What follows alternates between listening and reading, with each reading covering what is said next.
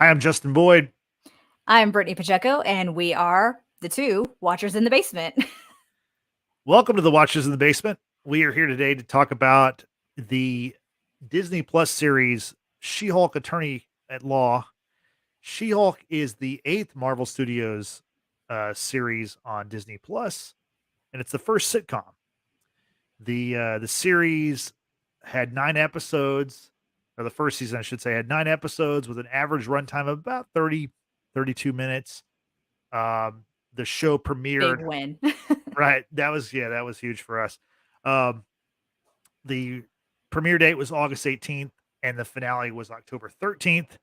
And of course, it starred Tatiana Maslany, Jameela, Jamil, Tim Roth, and Mark Ruffalo. So we've got a lot to discuss today, Brittany. But just to start out with, what are your overall thoughts of She-Hulk Attorney at Law? Having no real knowledge about She-Hulk, period. I mean, I've said this before here on the pod. I wasn't the biggest fan of the Incredible Hulk, which is really sad because I absolutely loved Edward Norton's adaptation of being the Incredible Hulk. However, the movie just didn't do much for me. It's like one of my lesser favorite movies in the MCU. However, I was surprised how much I did enjoy this particular show. Some episodes were better than others, and I think as it got towards the end of the season, the episodes got better. Mhm. There's like maybe one that I feel that just did not carry the story whatsoever. But maybe I'm just being too critical. But overall, I did enjoy this show. Now, is it one of my favorites in this phase? Not necessarily. There's still a few that I'm going to put way before ranking She-Hulk Yeah. fairly high, but overall, yeah, I did enjoy it. It had its moments. I like the breaking of the fourth wall, much like with Deadpool, and yeah, that the finale was also just very well done. Yeah, no, I agree. And well, speaking of ranking the Marvel Studios shows in Phase Four, we will get to that at the very end of the episode. So stay tuned for that. But yeah, this show was just very, to me, I don't think it was the best show. Again, not to spoil my rankings for later, but for me, it was maybe the most enjoyable to watch. It was just kind of a light, half hour show every week. It had a lot of cool Easter egg stuff and a lot of great cameos and guest appearances, and we're going to get into all that too. Um, but it never, it didn't feel like if I would have missed it, it wouldn't have been a big deal. But I was happy to have it. It was, like I said, it was just an easy watch. It was a fun time for 30 minutes a week. I like the comedy in the MCU. I know some people are not huge on that, but I do. I like the fact that the MCU is so versatile; it can kind of do anything. And for a movie studio and for a brand that literally is by itself, there's no other company that can do this. I think it's cool that they keep like stretching their boundaries and keep pushing the limits of what they can do. And with the fourth wall breaking, which She-Hulk is known for in the comic books, which I'm not a comic book reader. I didn't know much about it before the show, but that's something else that only like Deadpool does a similar thing, and that's all I can think of right now that characters that do that. And that was definitely a big part of the show, and I really enjoyed that. But, also, and let's get into the highlights of this show. I think, Tatiana Maslany as She-Hulk slash Jennifer Walters. She's an actress who I knew her name. One of our former coworkers, Carrie, one of our friends, she was a big fan of a show that Tatiana Maslany was on called Orphan Black. It's a show that I've never watched, but apparently it was Yeah, same. I've heard of right. it. I heard good things about it. Lots of people were Yeah, all obsessed with it. That's just something I've never watched, and yeah. maybe now I will, but not to jump on the bandwagon. But yeah, I had very little knowledge about Tatiana prior to this show. Yeah, and she was once again like perfect casting. Like Marvel is so good. Like even the people that don't like this show and haven't liked other shows like Miss Marvel or Hawkeye or whatever, it's hard to argue with the casting of these characters. They just nail it every single time. And she was no different. Like I Yeah, said, I agree. She surprised me with her charisma, her humor, and just how she carried herself with kind of like, she's an attorney, right? You think attorneys are very serious most of the time, and she is. She is very serious when it comes down to her career, but then just in her personal life, like she just shines and she just kind of keeps it real. And I think that's just very relatable in many aspects of not only within myself, but just across across the board. Yeah.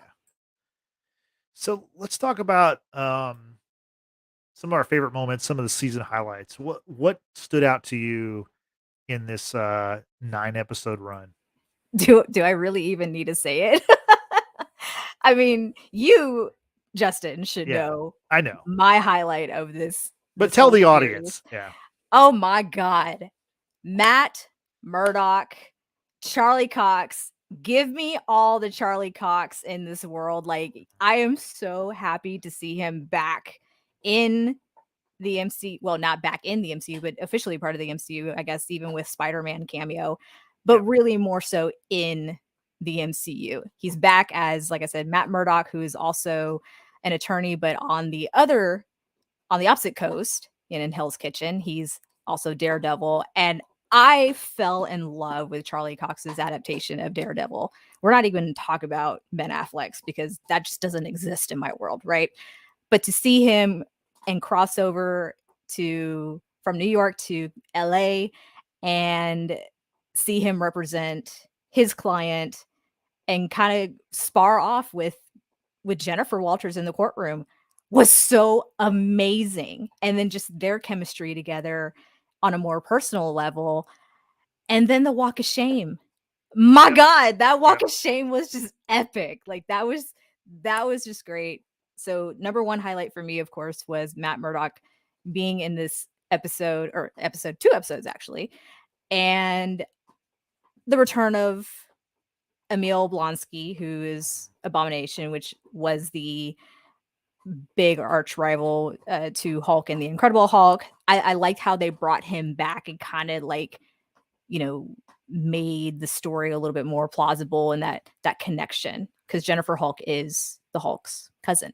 So this is very personal. Yeah. Had a lot of great highlights, but the number one for me is Charlie Cox, aka Matt Murdock. What about you? Yeah, I mean that was obviously something they were teasing like all season was his appearance. And from the trailers before the season, they were showing that he was going to be in the show. And then he had a different costume from what you saw in the Netflix Daredevil series.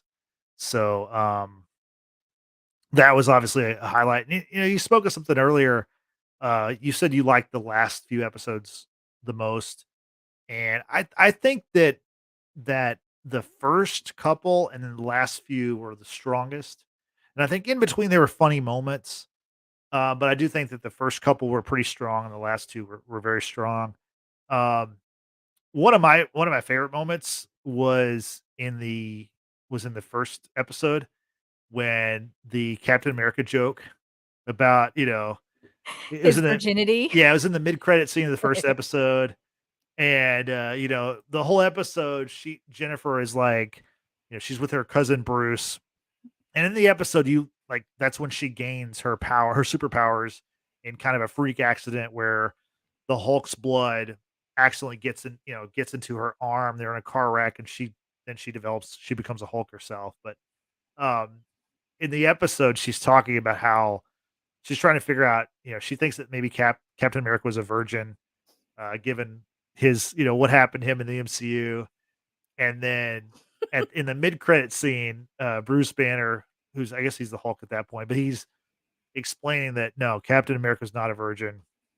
He had sex with a girl on a USO tour in 1943. And then she was like, "Yes, I knew it. Captain America fought." And then, like, right when Fuck. before she could finish the word, the show ends. And I was like, "That's such a strong start."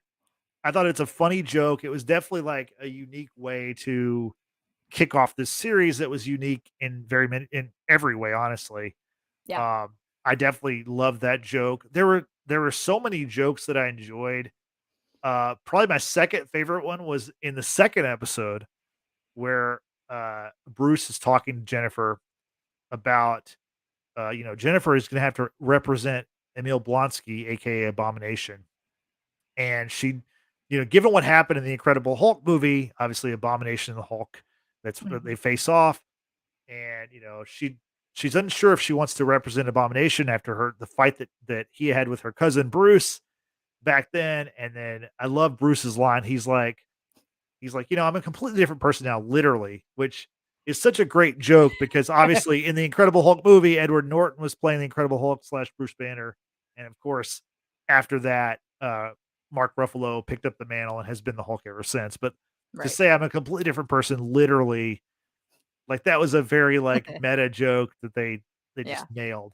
And she So acknowledges that too. I mean, we talk about her character breaking the fourth wall and she's on the phone. And after he says that, I'm literally a different person, she's like, she right, looks at the camera and goes, ha, like, right. yeah, we know. I just thought that was great because they don't they've never ever made reference to that. And Mm-mm.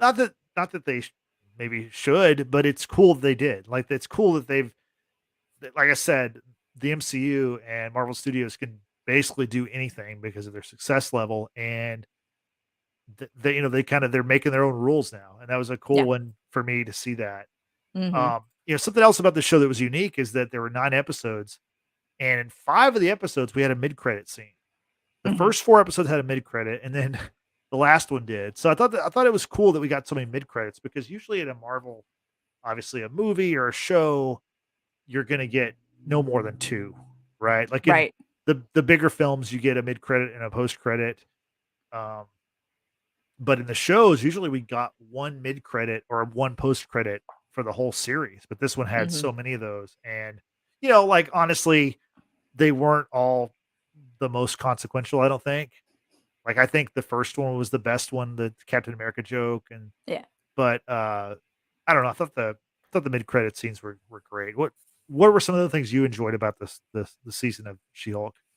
Well, aside from all these cameos of characters that we've come to know and come to appreciate or love, and it's funny how you mentioned about the second episode because I did rewatch that episode today because I had the intention of rewatching everything just to be refreshed, but Yeah. yeah, today got away from me. But the second episode where Jennifer is internally fighting against herself about representing Emil Blonsky, she does turn to the camera while she's driving, takes her hands off the wheels. Don't ever off the wheels, off the steering wheel. Don't ever do that, people. Just don't do it.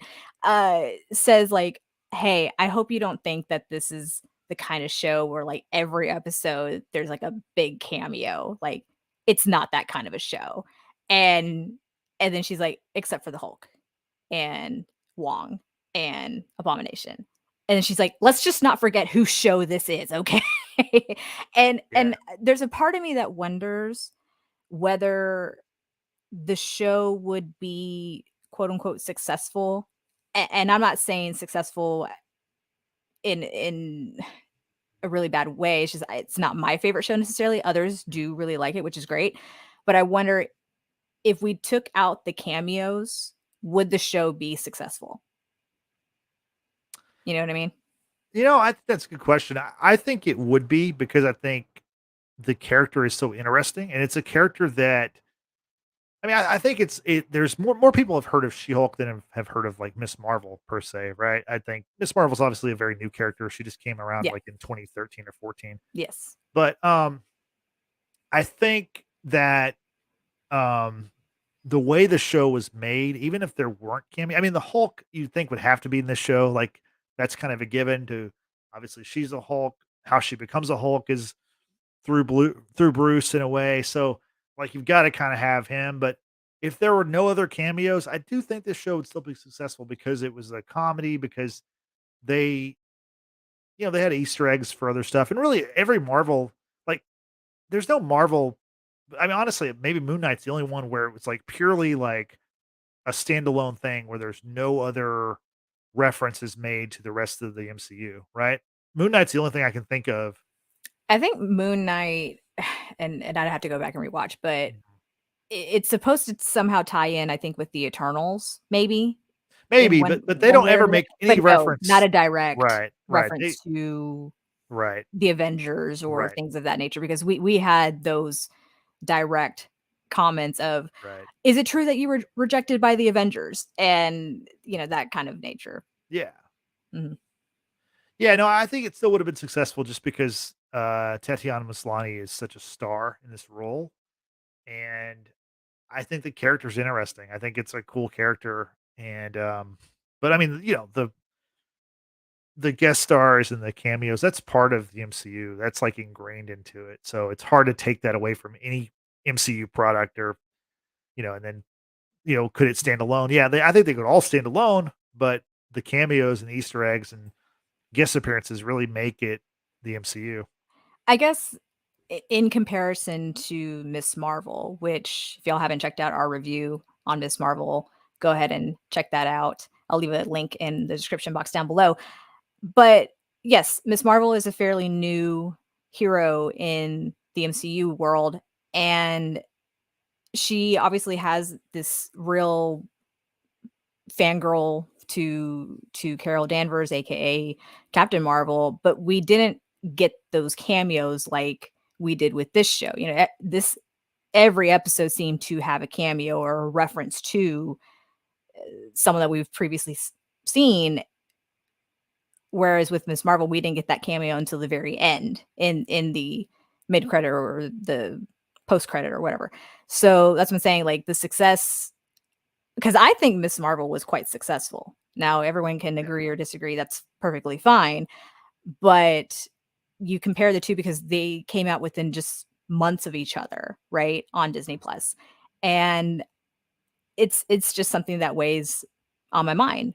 Would She-Hulk still have done however well it's performed or not with or without the cameos? Because yeah, I mean, you've got the big characters of literally the big characters of Hulk, Abomination.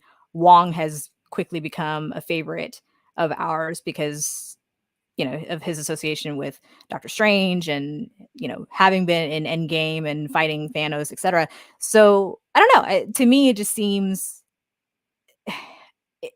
I just wonder. And then you also have that one episode, which I think is episode 2, where the big cameo was Megan the Stallion. Okay. right.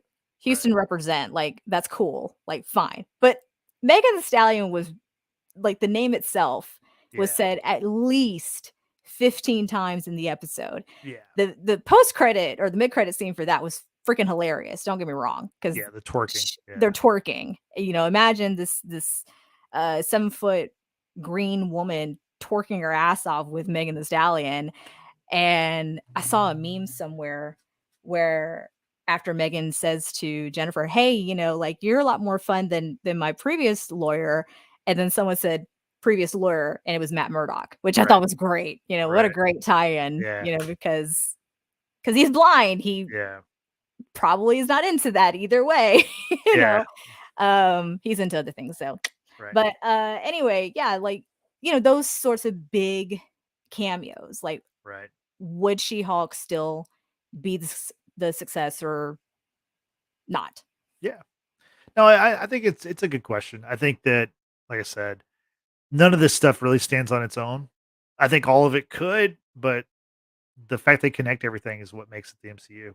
So, and the Megan Thee Stallion episode, that was actually episode 3 of the series. So, Oh, okay. yeah, but Oh, just you're right. Episode yeah, 2 was Emil right. Blonsky. Yeah. Um, we're talking about, new characters or whatever. And, one of my favorite new characters in the MCU we got to see in this series was Madison. And yeah, that's 2 N's and 1 Y, but it's not where you think. I thought that character was hilarious. I loved her interplay with Wong. She called him Wongers and like, like she was like spoiling the Sopranos, so they were like really into peak TV. I thought that was a funny subplot. Again, I like the comedy of the MCU. I just enjoy. It makes me laugh, honestly, and I thought she was a great character. She is what's wrong with today's society. And I think that's why I was so annoyed with her character, because I there's so many things wrong with this society in this day and age, of course, and then this new generation. Like, no. Yeah, Yeah. it was funny. The playoff with Wong and this very serious event of these like demon type creatures coming through a different universe, if you will, and Madison having played this kind of drunken socialite girl, I guess you could say, and she's just kind of like not all nonchalant about it. And oh my god, when she shows up to court and she's drinking alcohol, and it's like, what are you doing? Yeah. Yeah, again, she's what's wrong with today's society. Yeah. And she's, the magician in that episode, he said that, Mm. she's like, well, he sent me to a diff dimension. Oh, I good. don't know. I thought she was funny. I was really surprised we didn't see her again. She was only in that episode I'm 4. okay that we did not see her You know what again. though? We're gonna see her again in something in the future, and God she'll almighty. have a, you know, 30-second cameo with some character we know, probably with Wong, obviously. It's gonna be Wong. They're besties Yeah, at this point. but I'm looking forward to the next time we see her. I thought she was a great addition to the MCU. I'm sure you did. No, I thought she was funny. I mean, she's an attractive girl, but I thought she was like a funny character. I thought like it worked. To me, the comedy in Mhm. the MCU works. So, Mhm. something else that I thought was funny was the episode where we see like the knockoff Avengers memorabilia. Oh And god. so we have the Avengers and the Avengers, but with an I instead of an E. Yeah. I don't know. I thought that was cool. The guy buying the shoes that were they were like Iron Man threes, but it's kind of like a Air Jordan 3 kind of reference. Man, I mean, we know a couple of sneakerheads, Yeah. so Yeah. I'm sure they'll go to any great lengths to get a hold of limited edition shoes if it meant their life. Yeah. I thought that was really cool. Um, But, with talking about that particular scene in that kind of plot line with Pug and Jennifer's, paralegal assistant, whom I'm blanking on her name right now, Nikki? Nikki, yeah. Nikki. Yeah, Nikki and Pug. I love their relationship, like, their camaraderie and just how there's nothing funny about it, okay? It's strictly, like, they're just friends, they work together, and Pug's like, "Hey, like, I got a guy.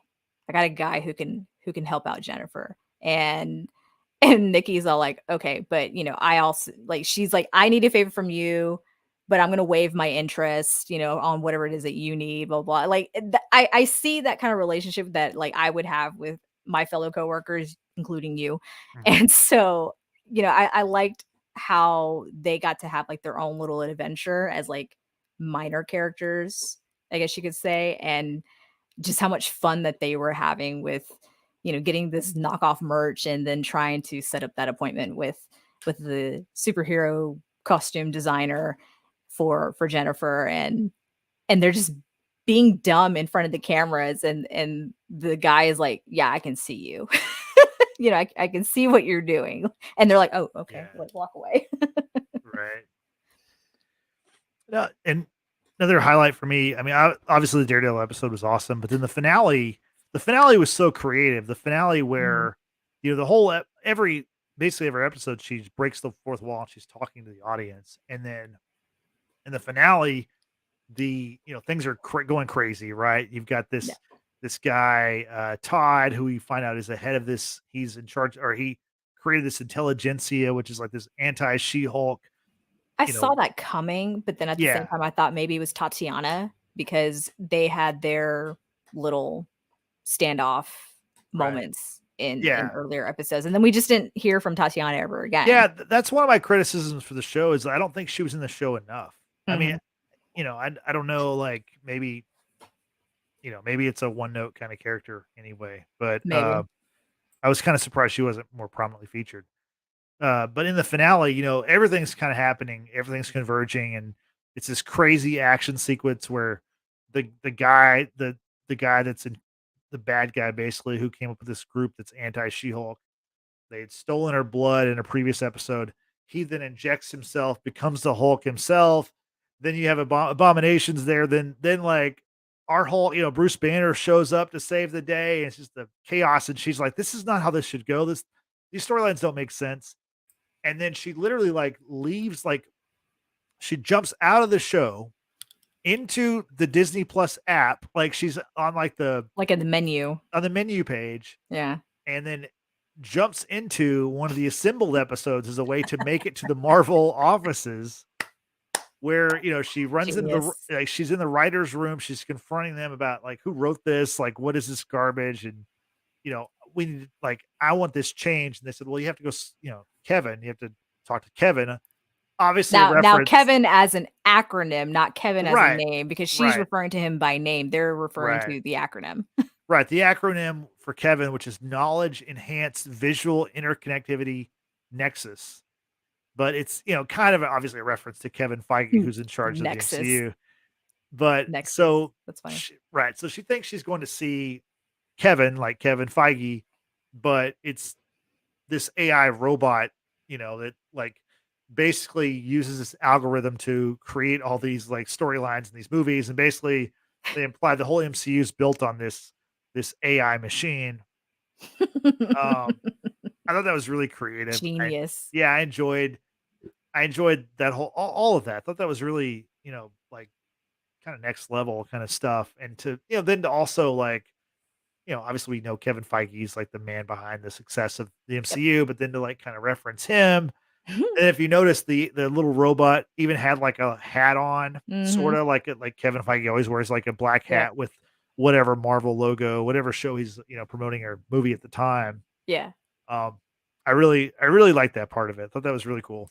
The tie-ins with obviously the name Kevin, and then I get hung up on the word Nexus because it makes me think about Loki and the Nexus events, and you have to reset the timelines because you created this Nexus event, what have you. Mhm. And then the fact that this show is openly talking about fans' criticisms about how like Marvel runs a show. Right. If there is a formula, this sort of okay, every movie or every show has to have certain things happen, and that's what makes it Marvel. And how I think it was in the writers' room where they're either in the writers' room or in the room with Kevin, how the court of public opinion is kind of that's out of their control. But it's just funny how they address those criticisms that like we as fans and viewers will put on the internet, Twitter and all these other places, of course.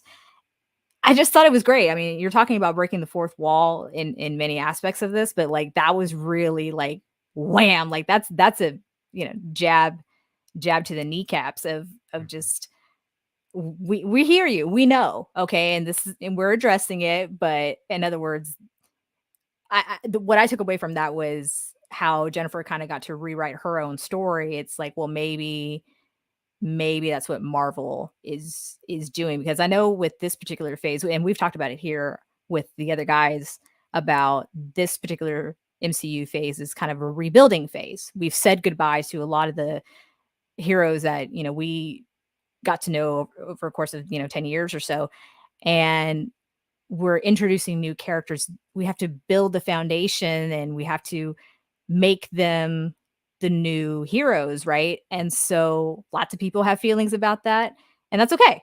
That's okay. I still think Marvel knows what they're doing, and if it is a formula that they figured out and that's what they're going to stick to, fine. Or maybe they've got something up their sleeves that we're not aware of. The point is, I think in Marvel and in Kevin Feige, we trust. Like it's Yeah. gonna be okay. Yeah. and you've said it many a times, and I'm gonna repeat it. I don't think Marvel ever anticipated having to produce content for a streaming service. Right. They were solely just mainly movies, and then periodic network shows here and there, right? Mhm.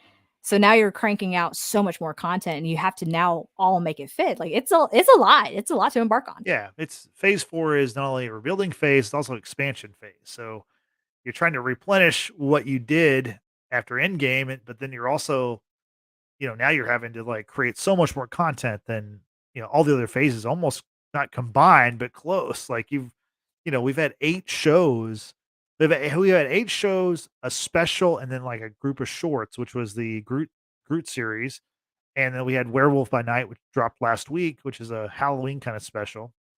They're gonna have a Christmas special or a holiday special coming up, a Guardians of the Galaxy one, which I mean, I guess they're still doing that. They haven't really said anything about it in a while, but that's been on the slate for a while. Right. So there's so much in this phase, and And there's a lot that's actually been pushed back by a year or so. Lots of movies that, yeah, we were supposed to get.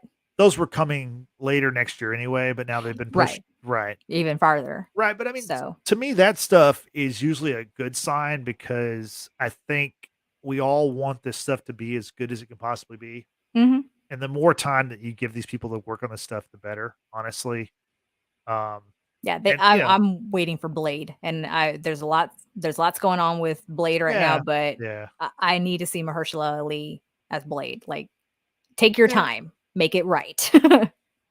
yeah. I mean, like the thing about Blade is Blade already had a successful movie series with the Wesley Snipes movies. I mean, they actually were very Mhm. popular and they did financially very well. So, Yeah.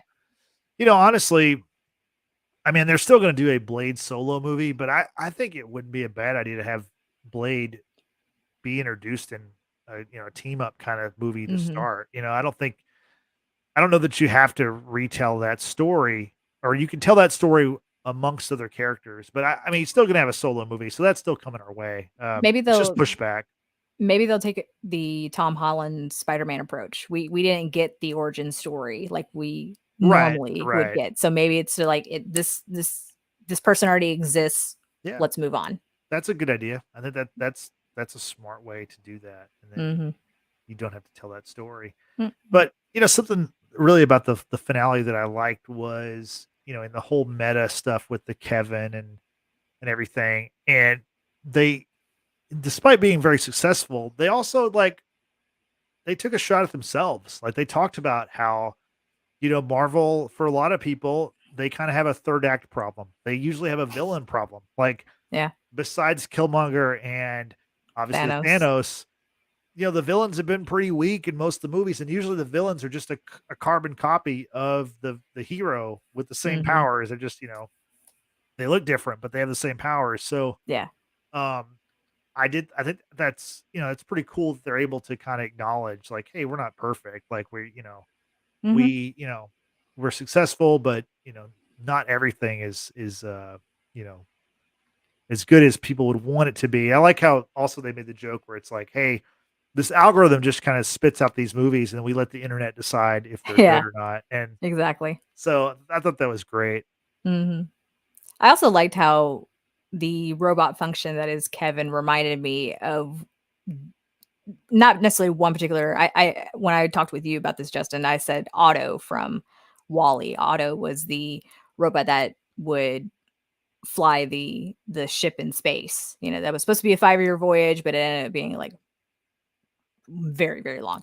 But there were various robots in Wally that I'm like, I looked at Kevin, I'm like, wow, that looks like something out of Wally. And Wally happens to be one of my favorite Disney movies or Disney Pixar movies. So that was kind of cool. So still kind of incorporating not just the MCU, but like Disney as well, because they work for the mouse. It is what it is. Yeah, exactly. Um, so what did you think about Tim Roth coming back to play Emil Blonsky in Abomination? What did you think about obviously his character is much different in the Incredible Hulk movie. What did you think about this like Zen-like character who during his time in on the raft was like, he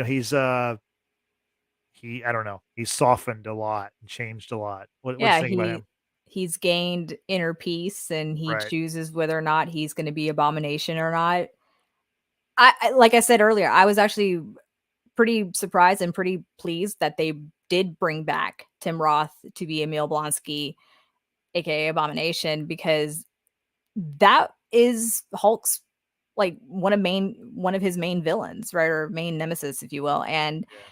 I think it's just great that even though MCU is what it is now, they're bringing in past or other characters from other uh studios to be a part of this, right? And I don't think Abomination should have been overlooked. I think if you're going to tell a Hulk type story, you probably need to acknowledge or bring him back, even if it's just for a small cameo. But he actually had like a pretty big storyline in this show, which I was really surprised about.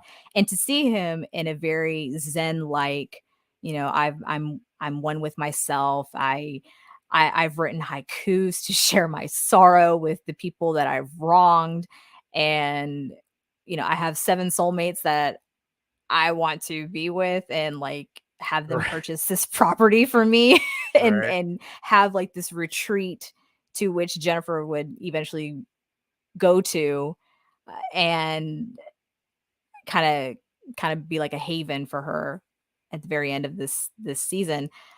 I think it was cool. I think it was different. I wasn't necessarily buying him being in this, Zen like, oh, I'm a better person now kind of thing, because Yeah. you just, once a villain, always a villain kind of situation.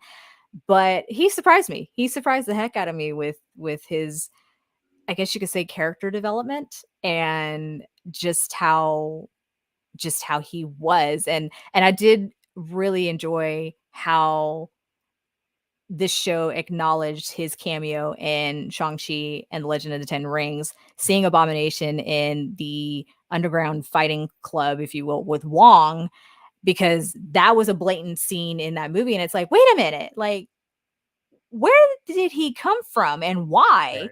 And then we got the explanation in this show. So, this show, it's kind of, I think you kind of said it earlier about, whether or not you watched it, it is what it is. I don't think you're really missing a whole heck of a lot, but there's still little bits and pieces here that you won't pick up unless you do watch this show, obviously.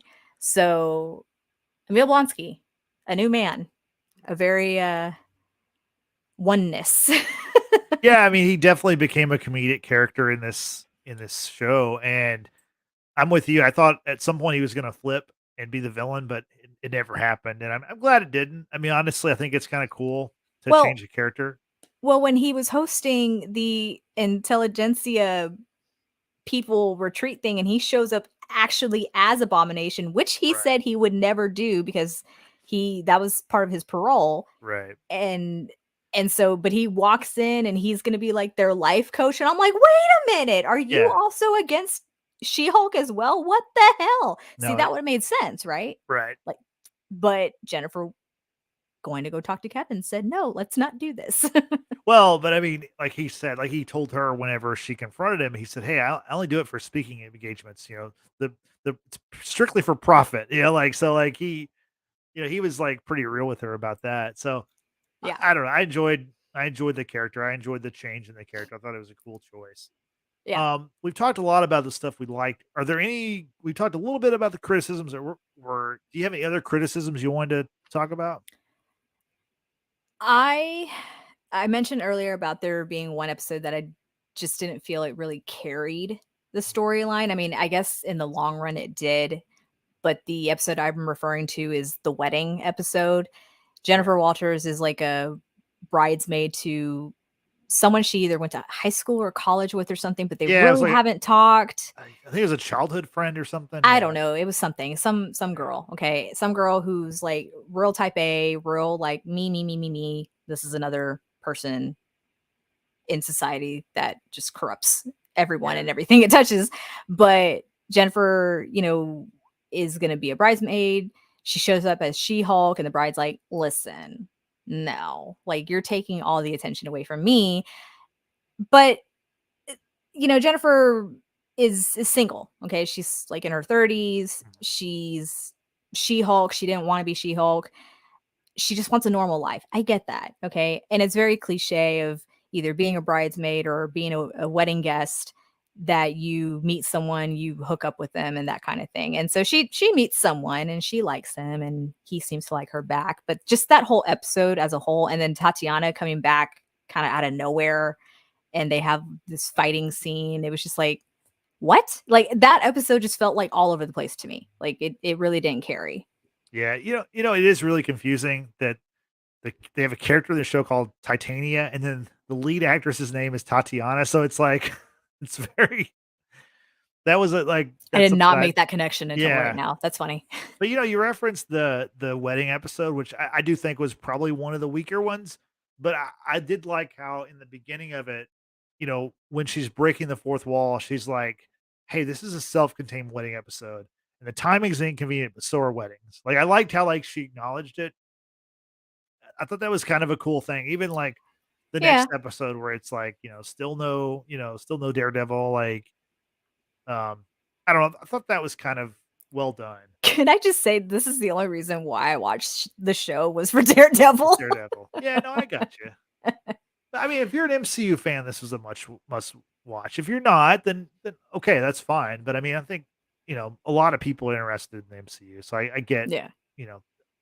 Trust me, like we're gonna rank these shows here in a little bit, and this is higher up on my list because Not for me. those other shows did not age well, and the finale a lot of times was the difference. Like a lot of times, I mean, even the ones like WandaVision, which I think was the best show, had a pretty, wishy-washy, not great finale, you know?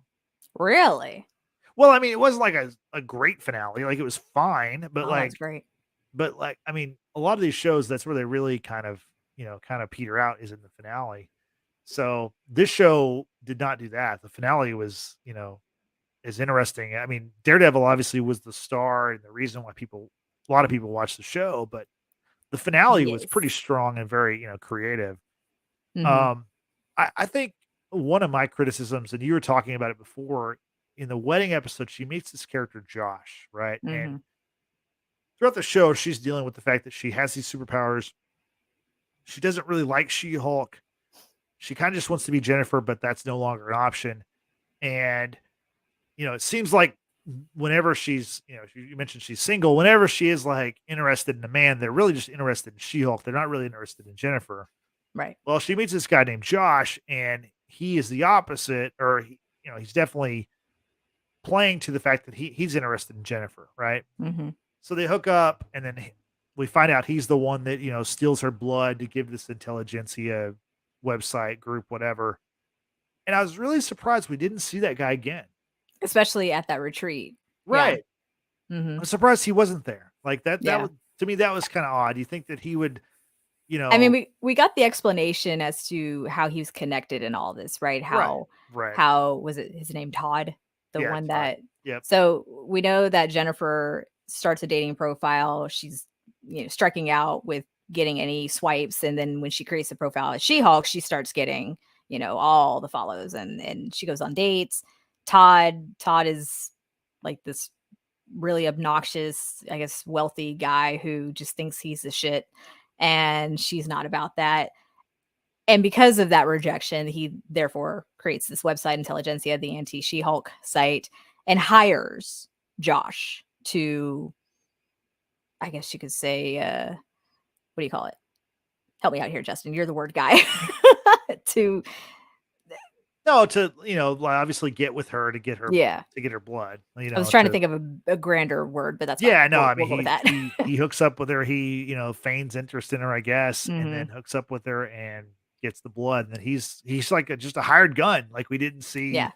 any. Like he wasn't even like one of like the mustache twirling villains at the No, retreat. He just wasn't even a part of it. he just wasn't even there. Yeah, Yeah. that was kind of I mean, he strange. ghosts her, Yeah, and then I mean, that's kind of fitting. Like he ghosts her, and then right. we get ghosted by him as well. Exactly. Good point. Yeah, he was a ghost too. Yeah. Um, I mentioned Titania. I don't think she was in the show enough. I mean, what she was in, I think it was fine, but I felt like, honestly, it was what I was kind of going into the show. It seemed like she was supposed to be the main villain, and that really Hmm. wasn't the case at all. Um, I thought, One a lot. person, Go ahead.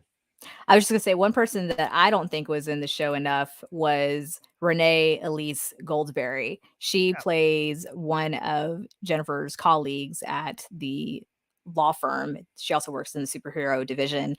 And I absolutely love Renee because she was also in Hamilton. She's a Oh phenomenal yeah, there we actress, go. a phenomenal singer, That's and I almost didn't recognize her for some strange reason. Um, but just how she kinda keeps it real as well. When they're at the female lawyer of the year awards, and like I guess all the female lawyers that were invited all won the award. Crazy. It was a tie. And being asked and being asked, what's it like to be a female lawyer? And she's like underpaid, overworked, and asked dumb questions of what's it like to be a female lawyer. I'm like, yes. We did not get enough of Renee, just saying. Yeah, I didn't realize that she was from Hamilton, but that makes sense. I knew I'd seen her before, but I wasn't sure where it was from. So that's cool. Yeah. One of my other criticisms is I like a lot of people criticize the CGI. I didn't have a problem with CGI. I did think it was funny how they, like in the description for the show, and like sometimes in the show they talk about how she was 6'7". They kept, and that's a tall person. 6'7" is a very tall person. But I do think 4'11", everyone's tall. Right, but I do think that she seemed taller. This is a very minute, slight gripe. It seemed like she was taller than 6'7", because like she was towering over people. I think her stand-in was like 6'5". Okay, I think. Yeah. I could be wrong, but yeah, she did appear taller than what was described, and maybe because she was in the heels, or maybe because the hair like sits so tall. Yeah, that's the biggest gripe I have with the CGI was her hair. Like there was something about her hair, like in stills, like what you see in our backgrounds, like it looks great, it looks wonderful, but when she's moving around and the hair doesn't like move or flow naturally with her movements, like it bothered me, and I'm like, I was not a fan of the hair. I'm a fan of the hair, but not a fan of the hair. If that makes sense. I did like in the finale when she's talking to Kevin and he tells her to transform. And then he says, but don't do it on camera because you're very expensive. And that the visual artists have moved on. Then they played the Wakanda music. Did you catch that? Did. Yeah. Yes. Like, I was so happy about that. The visual artists have already moved on to the next project. I thought that was pretty funny. Yeah. There you go. So poor attempt. People don't come at me for that. Right. So as we kind of wrap up our talk before we do the rankings, I just want to talk about just a few other things I thought were funny or that I liked about the show. Yeah. In the first episode, after she becomes the Hulk and Bruce is kind of training her and showing her the ropes, he gives her some clothes to wear because obviously she's transforming from herself into this Hulk, and he goes, "Were those Tony's clothes?" I'm not sure. They might have been. They look like Tony's clothes. Yeah. And he says, "Who's your best friend?" She goes, "Nikki." He's like, "Nope, spandex is your best friend." I don't know. I thought that was funny. Listen, as a woman, yeah, I agree. That was funny. I really enjoyed. I mean, the finale was just chock full of stuff that I thought was great. I mean, speaking of at the very beginning of the episode,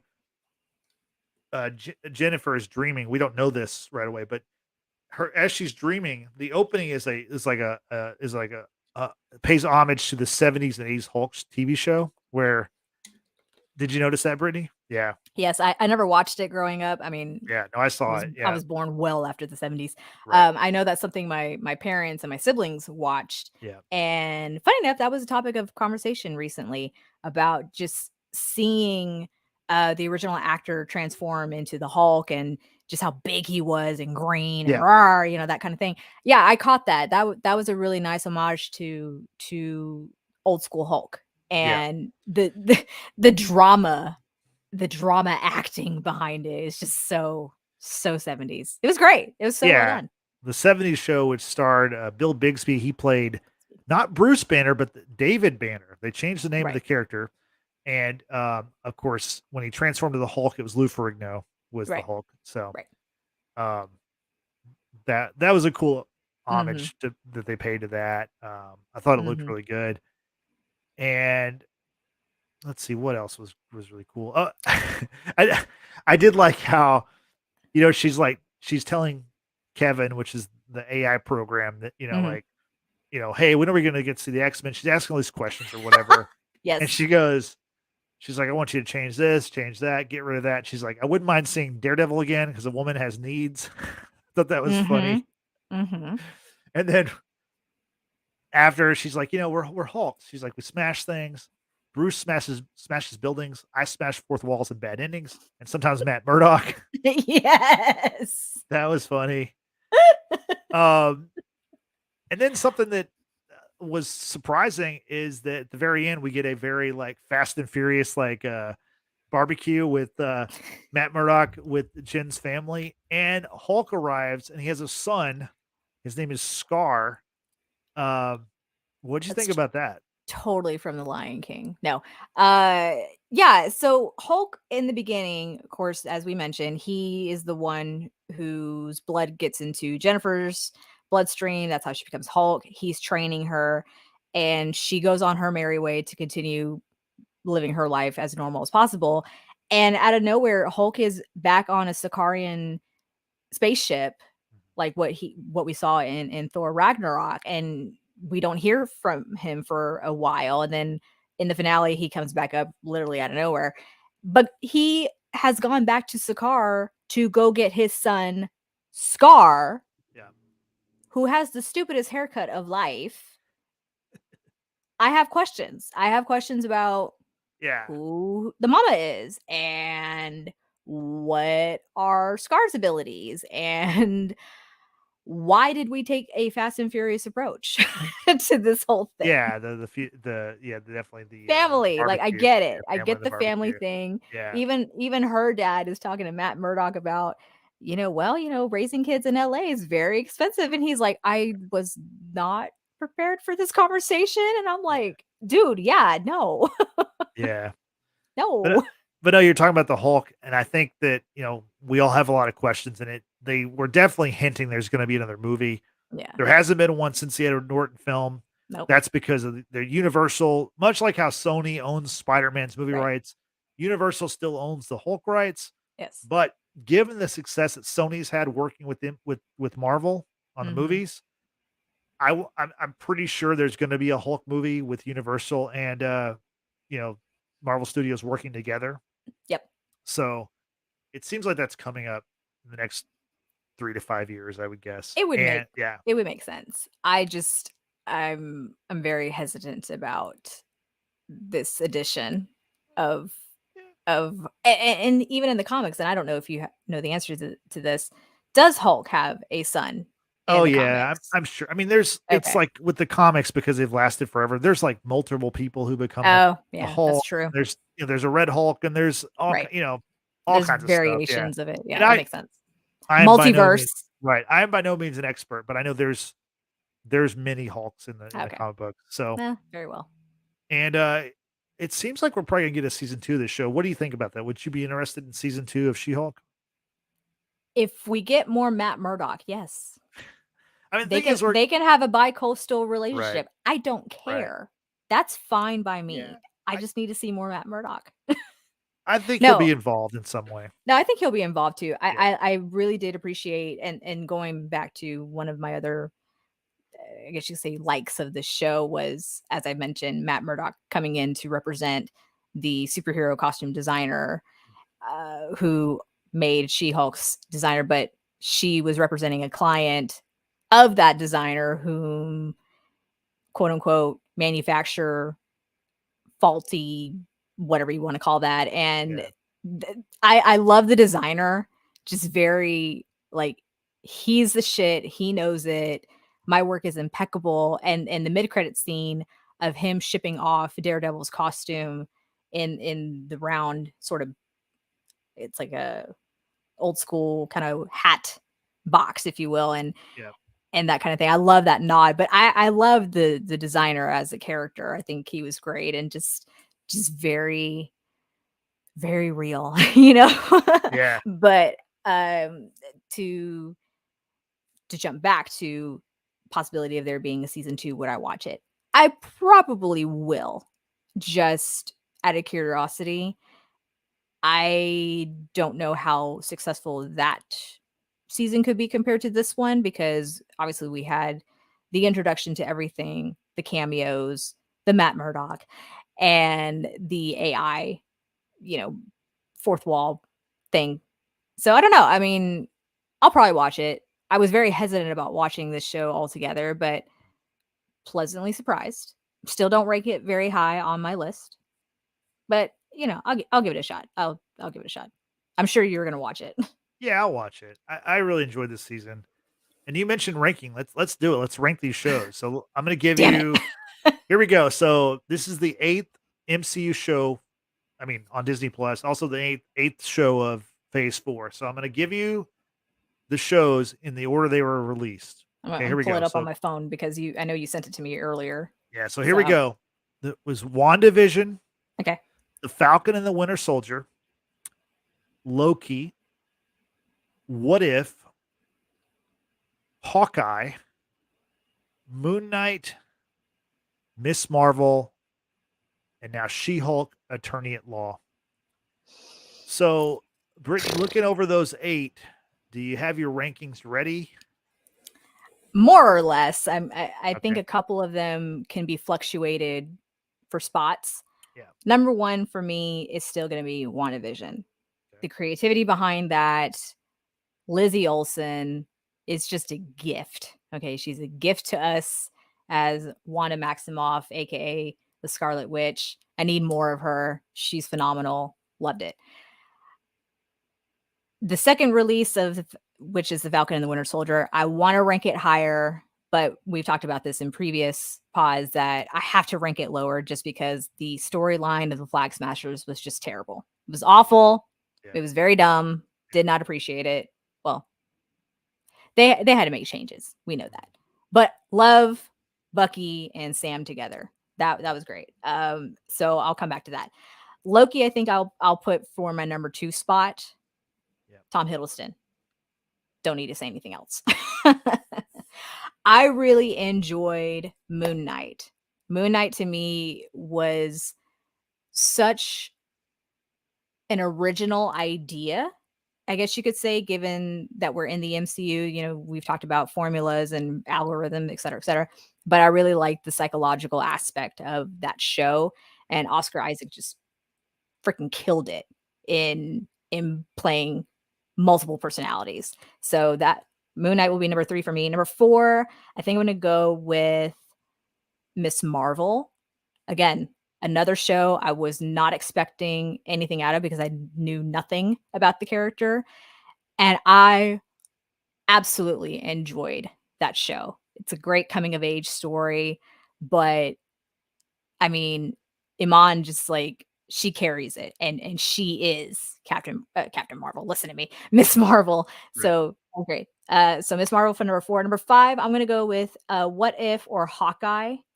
One of the two. They're kind of interchangeable for me personally. And then She-Hulk I'll put after that, and the end will be Falcon and the Winter Soldier. So I think number 5, 6, and 7 are all of them can be kind of interchangeable. Probably Hawkeye will fall after What If, though. I really did like What If. I loved the variations of the characters. I think they were fun, and I also like the camaraderie between Kate Bishop and Clint Barton. That was fun too. Kind of sad it was just a one-off, but it's okay. Yeah.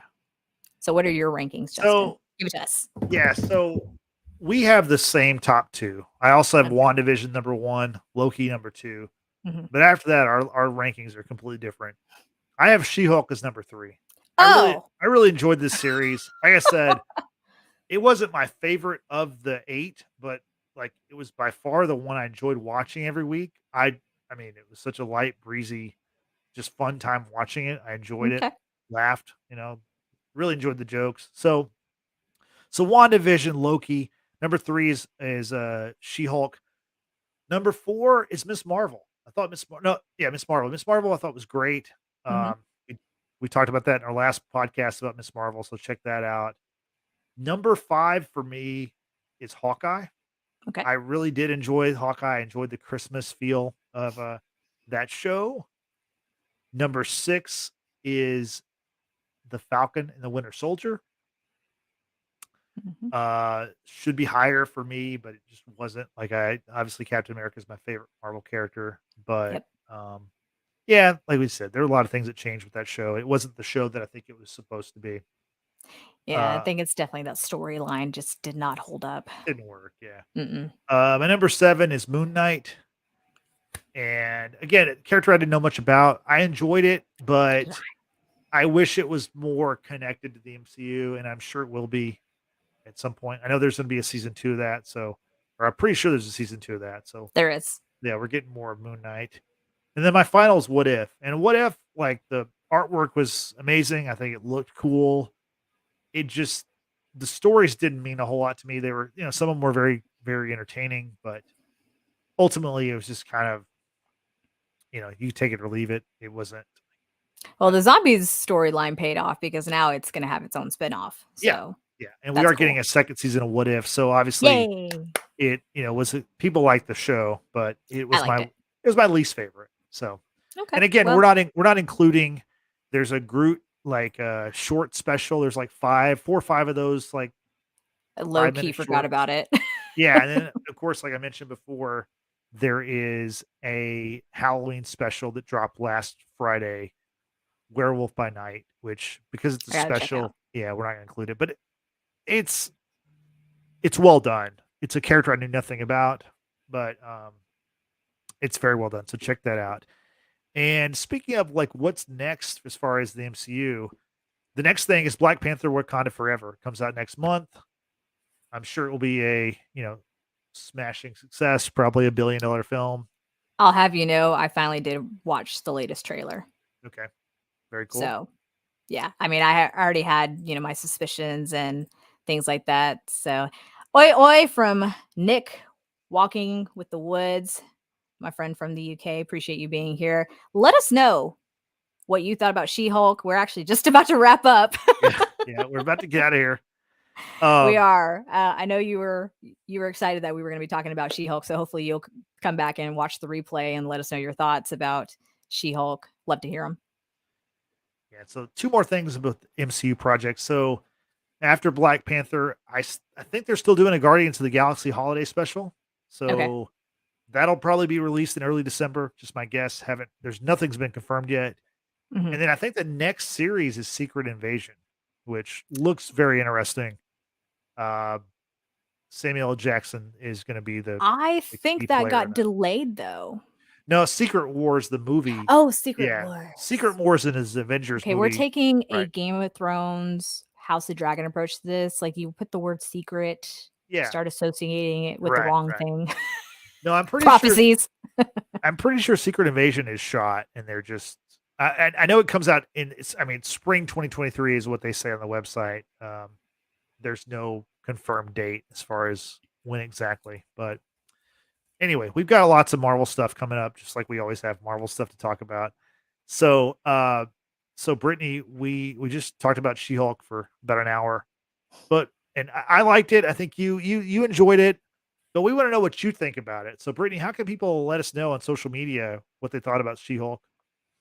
Well, much like Nick is telling us here in the chat, we invite everyone to join us for our live streams as we review various shows and movies as they are released and as we get a chance to watch them ourselves.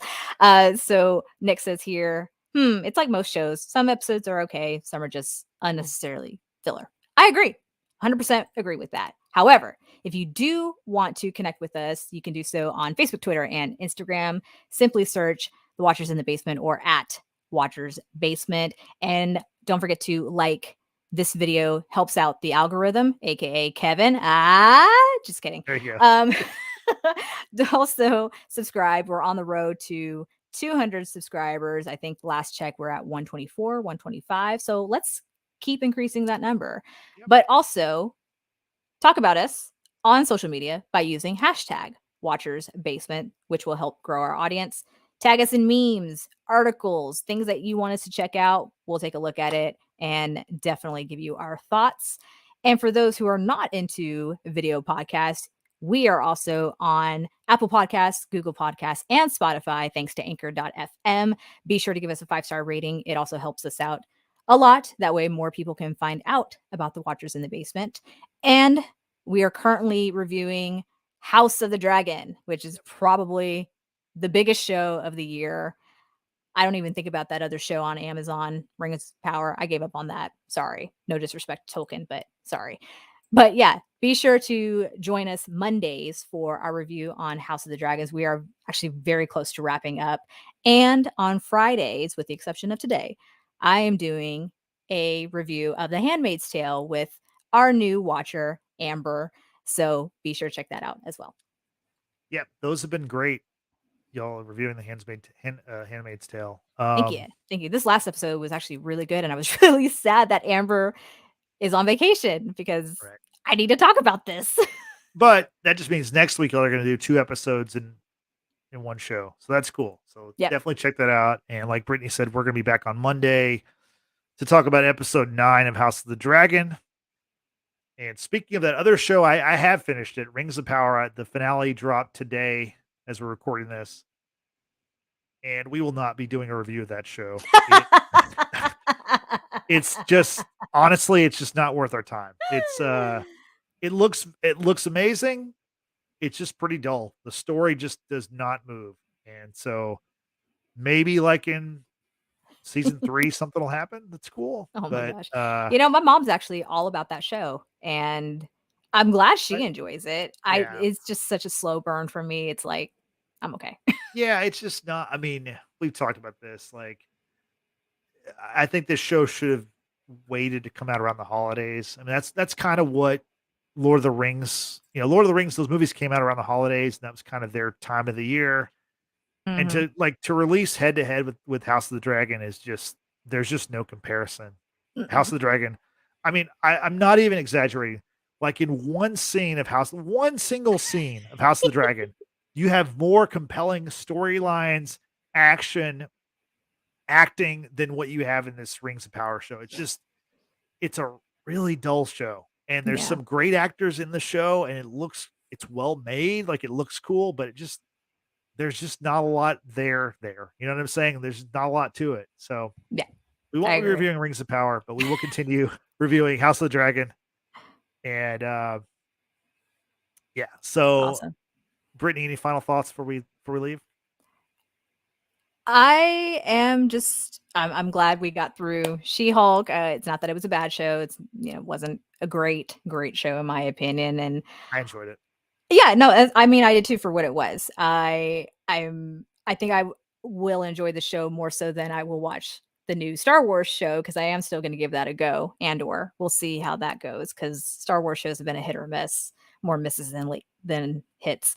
However, yeah, I mean, I'm glad we were able to talk about this. Nick, thank you so much for joining us, and appreciate you listening to us in the car, because I know you drive a distance from here and there, so appreciate it always. And quick shout out to Nick again from Walking with the Woods. They're doing trivias over on their channel. They're a lot of fun. Like, I think we're doing villains. There's a lot Disney related, lots of movies related, music related type things. So if you're into trivia, go check out Walking with the Woods. They've got one coming up this weekend, and even the replays are fun. Like, they're fun to be a part of. Yep. I watched the Batman one a while back. I thought I remember. it was a really, I mean, I was kind of taking the quiz with the show, and I think I was doing really well until like the very end. Some of the questions Right. got pretty difficult. So So some of the questions can be very difficult. I've yeah. I've also helped write one for them. It was Fantastic Beasts related, and I'm such a Harry Potter nerd. By the way, rest in power, Robbie Coltrane, aka Hagrid. That one hit hard today. That my a piece of my childhood died Yeah. along with him. So that was difficult. So Halloween movies trivia on the 31st. Okay. That should be interesting. I'm not an expert by any means. I've Yeah, seen same. like if we were talking about like the Halloween, like Michael Myers movies, I've seen a couple of them. The Yeah. newer ones I've heard are brutal. Terrible. Like the new one apparently is maybe the worst, which that doesn't surprise me. I don't know, the one Uh, that had Busta Rhymes in it was pretty bad. It yeah, was kind of like a reality show in the house. It was kinda dumb. yeah, I saw that one, but I couldn't tell you much about it. Terrible. Yeah. So Yeah. So anyway, yeah. But if you're a fan of those movies, check out Nick's show. Walking with the Woods, Yeah. their trivia is fun. So appreciate it. Thank you everyone who's joined us today and also watching the replay. Leave your comments down below what your rankings are for this phase of Yeah. the MCU shows. We'll see how they compare with ours and just strike up a conversation. Yep. Sounds good. Thanks, Brittany. So for Brittany, this is Justin saying we'll see you next time. Have a good night. Bye bye.